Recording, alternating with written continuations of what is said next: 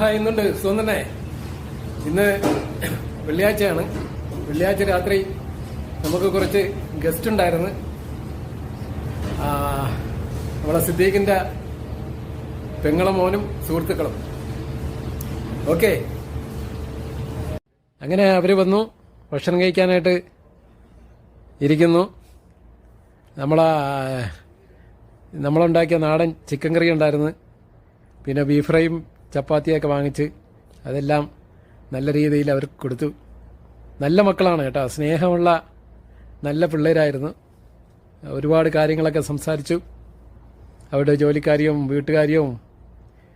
അങ്ങനെ കുറേ നേരം റിലാക്സ് ആയിട്ട് സംസാരിച്ച് ഭക്ഷണമൊക്കെ കഴിച്ച് അവർ പോകാനായിട്ട് പുറത്തിറങ്ങിയാണ്.